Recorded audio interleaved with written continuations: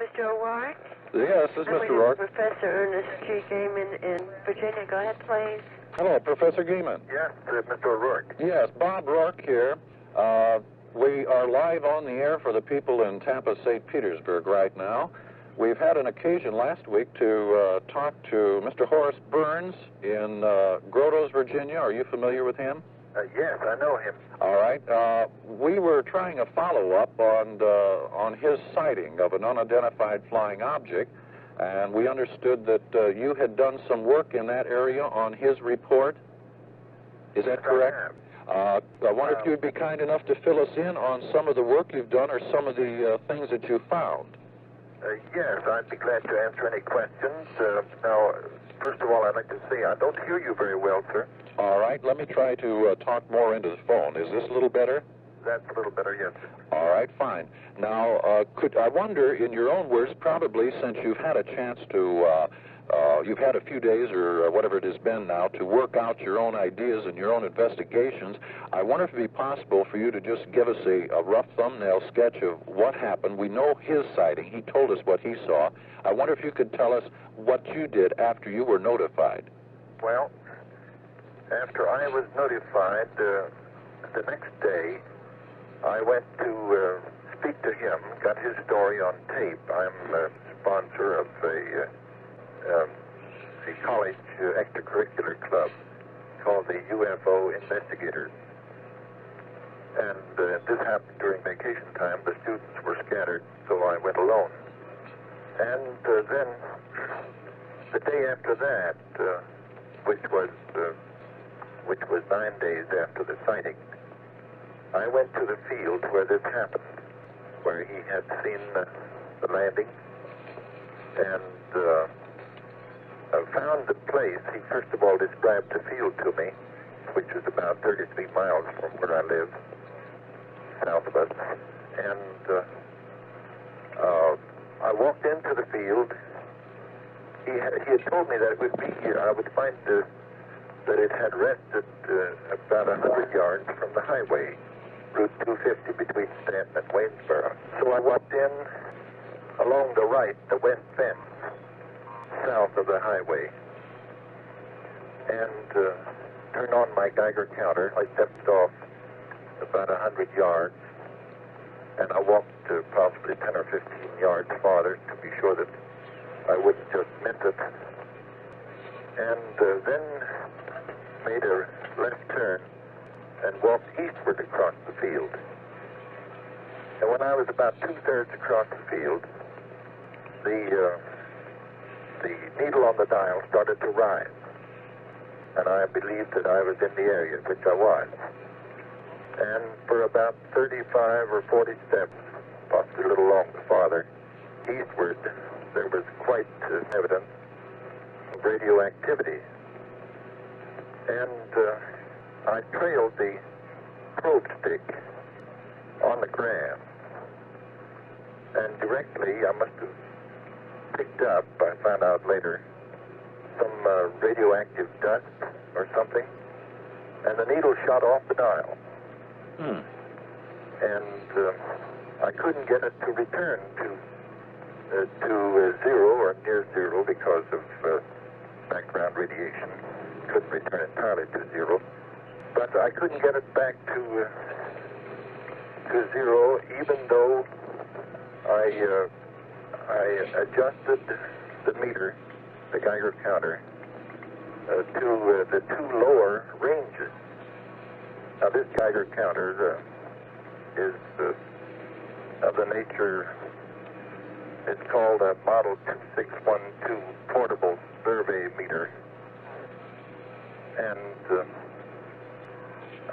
its ranges are 0.2, 2, and 20 millirentgens per hour, coinciding with 600, 6,000, and 60,000 counts per minute full scale with the P15 probe.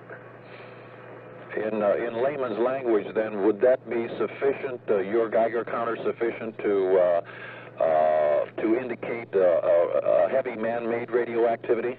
Yes, it would, I think. Now, there are Geiger counters, of course, that can measure very much more. Right. But for a portable, I think we had a very good one. We have it. This belongs to the college. Was there or did you register any background radiation in the area to work with to begin with? In other words, was there an established background radiation factor in the area? Got into the actual landing area, of course, the background radiation of about 1.5 milliroentgens per hour. And then you adjusted that. Radiation. And you adjusted that off of the dial?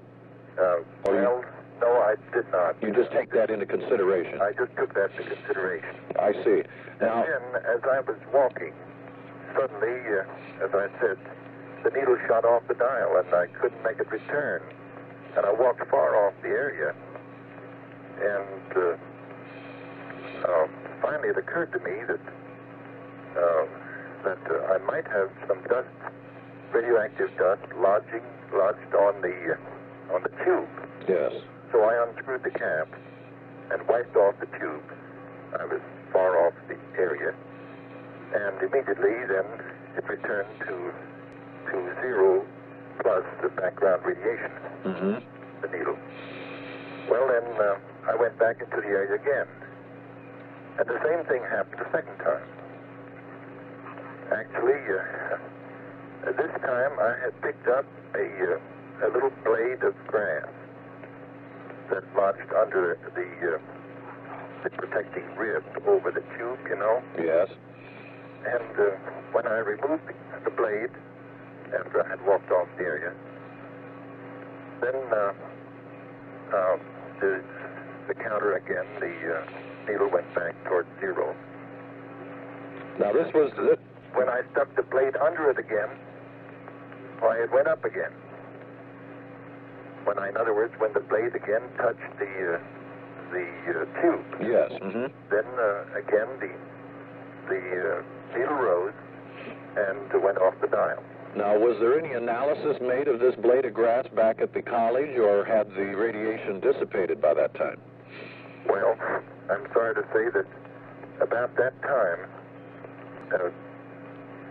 my interest was diverted to something else, and I lost that blade of grass. I see. It dropped. And it happened that two DuPont research engineers, Mr. Cook and Mr. Funk, they came into the field. I was very glad to have them there because they were witnesses to the fact that it was very highly radioactive.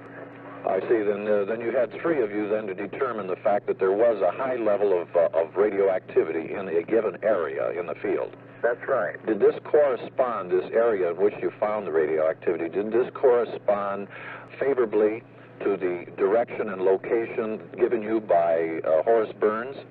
Yes, it corresponded, except you see that I didn't have an exact location told me by Mr. Burns. I see. And I discovered it with the Geiger counter, the exact location. And then several weeks later, when the Air Force gentlemen were there, and the whole group of us, 6 of us, walked into the field together, Mr. Burns took us exactly to the spot that I had found with the Geiger counter. That's the first time he and I had been at the same field at the same time. Together, I see. What was your radiation level when the Air Force survey team entered?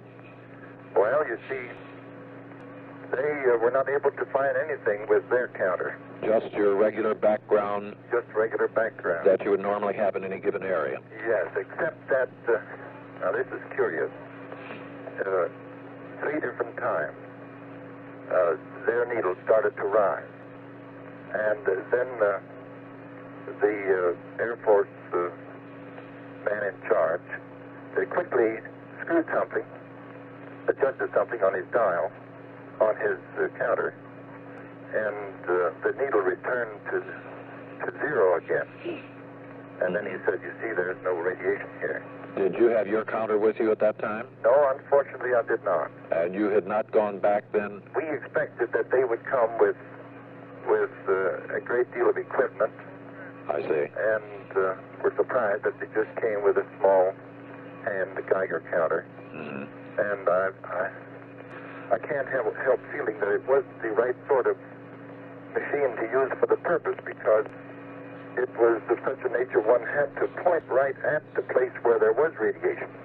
From the information you have now at hand, what is your feeling in regards to the observation by Mr. Burns and your observation of the area in regards to an incident happening on December the 20th there? Well, I'm sure that Mr. Burns told a story that was just exactly like he saw it, like he described it.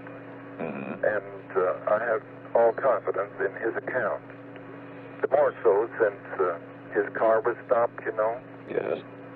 By the proximity of the UFO. Right. And the fact that I found the place, Geiger counter, and found it very radioactive. And you are of the... He always tells the same story. You then are of the opinion, if I may put words in your mouth, correct me yes or no, you are of the opinion that there was a highly advanced object that did land in that area that was had nuclear type of propulsion? Yes, I am very much of that opinion. I see. All right, well, I thank you very much. Is there anything else you can add to the situation in Virginia? Is this the only sighting that's been recently there? No, there have been a great many. Now, there could, in fact, I know I had reports of other sightings that people had before that, but until this one came to the fore, they didn't know to whom to report. In fact, many people just didn't report. I see. But now there have been quite a number of sightings in the area since then. I'd say at least, that is, going as far east as Richmond, 140, 50 miles. I believe that there might have been as many as 24 sightings since then. I see. Professor Gehman, I wonder if I may ask you, since everybody's listening in now, as to your qualifications, sir, and your academic standings. I am a PhD and professor of German at Eastern Mennonite College, Harrisburg, Virginia. I see, sir. Well, and I understand that Mr. Burns had been a civil engineer. That's right. And he gave a very clear description. So we have two rather good reports then. And I thank you very much for being with us and letting us interview you live on the radio here at WPIN in St. Petersburg. Yes, sir. You're very welcome. Best wishes to you and a lot of sunshine to you, which we have down here right now. Fine. Thank you. Thank you, sir. All right. Bye-bye. Bye. That was Professor Gehman of the Eastern Mennonite College in Harrisburg, Virginia, who did a rather extensive search of the area where we had a report by Mr. Burns, if you recall, Horace Burns of Grottoes, Virginia, whom we... Is this Major Keyhoe? Yes. This is Bob Rourke at WPIN Radio in St. Petersburg, Florida. I'm live on the air right now, and the people out there listening, I've already told them I was calling you to and your capacity in NICAP. How are you this morning, sir? Fine, fine. Thank you for calling, Mr. Rourke. Is your family well? Yes, fine. Good. I'm surprised to catch you there. I understand that you've been pretty busy with lecture series around the country. Yes, and some broadcasts and so on. There's been a big outbreak of sightings, as you probably know. I wanted to ask you about those most recent sightings now, if you could give us a little idea on them, and then we'll go a little bit further into NICAP. Well, one important sighting took place down at the Space Agency base at Wallops Island in Virginia, where a strange object was seen flying over the area at very high speed. Now, this was the principal witness in this case was Mr. Dempsey Bruton, who is the chief of satellite tracking at this base. He saw this object and checked the time with another witness, and they computed its speed at about 8,000 miles an hour. This also brought out an earlier sighting that had taken place in the area in October, when an object had been seen making a very sharp right-angle turn at several thousand miles an hour, something is completely impossible for any type of missile or jet that we have. Now, that's one case, isn't it? And Now, excuse me, was this at Wallops Island area? Yes. This is where they have all of the sophisticated equipment to do this type of tracking. That's right. It's a very up-to-date space agency station. That's where they release the Echo balloons and so on. Was this a visual sighting as well as a electronic sighting? The visual sighting, yes, by Mr. Bruton and several other witnesses in the area. And was it tracked electronically? No, it was not tracked electronically. It came in so fast that before they had time, usually those things have to be set up before they had time to get a line on it while it was gone. Right, however, there was another one that was tracked by radar, Navy operators at Patuxent, Maryland. That's the big Navy test center. They tracked 2 UFOs maneuvering some distance from the station. One of these was seen to make a 160-degree turn while it was traveling almost 5,000 miles an hour. And this, again, proves something completely beyond our present knowledge. That's a pretty fast turn. In another case, the captain of an Electra 4-engine transport reported to us, and he withheld his name, but he's a veteran, he's been flying 25 years, that as he was making an approach to the Washington area, a huge object came straight toward them, and he thought they were going to collide. He was just about to bank very hastily away when the object reversed course and disappeared, and he estimated its speed of departure in the realm of 2,000 to 3,000 miles an hour. Could he estimate his closing speed to get an estimate on the craft's speed coming toward him?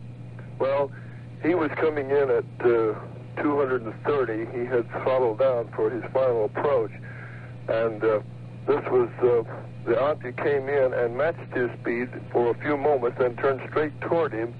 And as I say, it frightened everybody in the cockpit, the co-pilot, the flight engineer, and then, just as the collision seemed almost inevitable, the thing reversed and disappeared at an absolutely incredible speed. Now, this aircraft was turning base leg and on an approach at the time of the sighting? No, it wasn't on its base leg. It was coming in over Riverdale. And I have all that report filed here, but I don't have all the details at the moment. All I know is he was at 6,000 feet. He had been holding, and he was coming in to begin his procedure when this object appeared. I see. And then there was another case where a government official, and I can't identify him any further than that because his superiors told him not to reveal the name of the agency or his name, but this is confirmed. He was on official duty in the northwest part of the United States, and a disc about 30 to 40 feet in diameter swooped down right in front of his car, almost filled the road between the telegraph poles on both sides. It came down straight at him and then shot up over the top and hovered. He jumped out of the car and looked, and it hovered above his car for about a minute or two, and then it tilted up and took off at speed. He said it was several times the fastest jet speed. Now, on all of these normal sightings, now I heard you mention they're tilted up. Have all of these indicated some incline of the vehicle to propel it? In other words, rather than staying level, they've all inclined to some extent to take off? Well, not necessarily, but quite often you will, where these discs are seen, there will be a report of tilting up for a very steep climb, although some of them have been seen to rise almost vertically without tilting. It is now fairly well certain that these things operate with a revolutionary type of propulsion involving an artificial gravity field. I mean, they simply could not maneuver in our atmosphere several thousand miles an hour if they were ordinary vehicles, because they would burn up from friction and they would cause sonic booms that would be heard all over the country. Right, I can see that. Now, these are, you say this was a rash of new sightings. Now, have these normally been in bunches type of thing? Your sightings maybe dribble for a while, and then all of a sudden you'll have quite a few, and then they'll slack off a bit? Well, there are always sightings, even when in the period that you might call a lull. Right. There are some sightings come in, and you're never sure whether it's a real law, because the military now keeps a very tight lid on this, so they try to. Occasionally, as this Navy case, something leaks out. But the Air Force has a regulation, Air Force Regulation 200-2, which prohibits anyone in the Air Force from revealing these things and discussing them with the public or the press without permission and a special direction to do it. So there are lots of sightings that we know go on. For instance, jet chases. The jets, whenever one of these things appears or is picked up on radar, it's mandatory that Air Force defense jets immediately take off and try to identify the thing and bring it down. But so far as we know, no jet has ever been able to bring down one of these objects. They're just simply too fast, and they can outmaneuver anything that we have. And do I understand that there has been some jets that have caught up to these, though, and that we've not heard of these jets again? Well, yes, there was one case where an F-89, a two-man jet, pilot and radar officer, chased one of these objects for about 18 minutes. They swung out from the Sulaks over Lake Superior, and they were being watched by ground radar, Air Force ground radar. The radar men saw this object and the jet, F-89, merge on their scope. No Mayday call from the plane, and there was no answer when they called it. For 48 hours, our Air Force and the Canadian Air Force and some surface vessels searched a very wide area, about 100 miles radius, and nothing, no oil slick, not a trace. Now, Major Keyhoe, I understand that you are the, is it chairman? I'm the director. Director of NICAP, which would be National Investigation Committee for aerial phenomena. Is that That's right. Basically it? Now, what is NICAP's basic purpose? Could we condense it pretty quick? I know there's a lot to it, but I wonder if you could give me a condensed answer.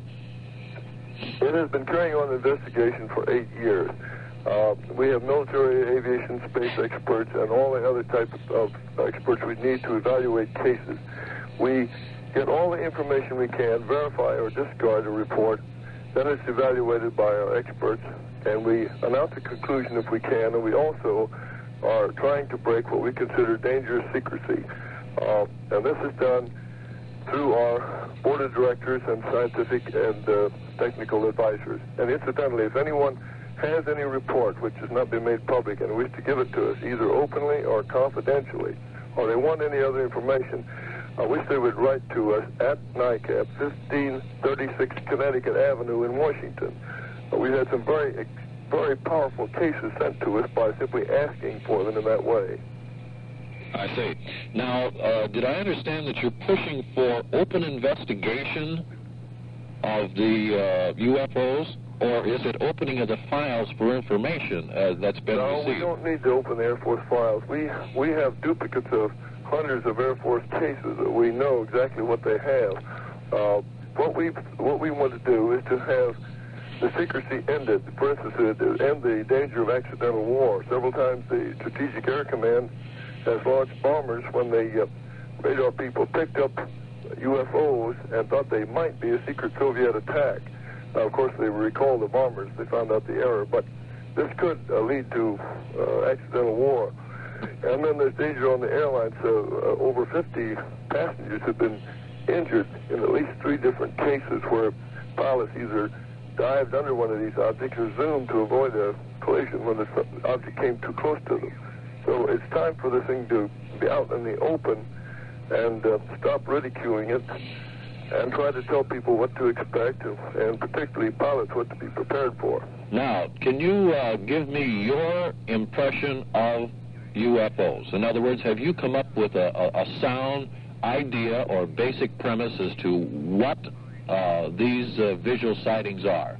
Yes, in fact, we parallel the Air Force top secret conclusion, which we know about because one of the former officials on the project is one of our board of governors. We have concluded after examining several thousand reports, including Air Force reports, that these objects, the majority of them, are disc-shaped devices, apparently metallic, with a thickness at the center about 1/10 of their diameter. That they are capable of revolutionary speeds and maneuvers. They're obviously so superior to anything that we are even dreaming about, that they must come from some more advanced civilization. We don't know where. They may be, and probably are operating from a base on some planet in our galaxy, or possibly from the other side of the moon. That's been suggested by a number of scientists. I see. So then you do give these credence as to being objects, material objects being operated by a intelligence, and also of not being within this sphere here. That's right. That's exactly what the Air Force concluded in this top secret estimate that they drew up. Now, I have one question. Did you get a report on the one that was seen in Grottoes, Virginia by the, I think his name was Mr. Burns, and investigated by Dr. Gehman of the Mennonite University? Yes, we've looked into that very carefully. The important part of that is that Professor Gehman checked the ground with a Geiger counter several days afterwards and found it highly radioactive. Then this was confirmed by an engineer in the area connected with the DuPont organization, and he said it was very hot, very radioactive. Now, the Air Force came in about 3 weeks later, and by that time the radioactivity had died, and they said that there was no trace of it. But because of this confirmation of the Geiger counters, we are not discounting this report, even though it is a very astounding one of a huge object putting down there about 200 yards from a road. I only have one thing on this. I spoke to Dr. Gehman and did interview him. Now, I have some thoughts in retrospect on this. Perhaps you can help me on it. One is, was Dr. Gehman actually qualified to run the Geiger counter to determine the radioactivity in the area? Now, I based this on one thing. Now, he said he pegged his needle on that Geiger counter, and he found it was radioactive dust on the lens. And later, he pegged it again. As soon as he was in the area, he had a blade of grass in there. Now, he said he did not take any samples back for analysis. And if it was so hot to peg that Geiger counter, would there not be some sort of radiation burns to Dr. Gehman, who spent over 15 minutes in the hot area? In other words, if he had pegged the Geiger counter, would that not have been a sufficient dose of radiation to have caused him physical discomfort? And should there not have been analysis of the area to determine alpha and beta emitters? Well, that's one of the things that we still have open. And I see. Some of our experts on radiation are looking into that angle. Now, I don't know that he remained at the exact spot. He tramped all over the field, and then he'd come back to this spot, and then he'd go again and see if he could find any other place that was hot. So I don't know how long he was actually standing in that hot area, nor this engineer, and that's one thing we're going to ask. But the confirmation by this engineer who came in independently, he heard that this was being checked, and he came in and checked it, and he confirmed a very high count. But as I say, that we haven't closed it, we haven't accepted it, but we also have not rejected it.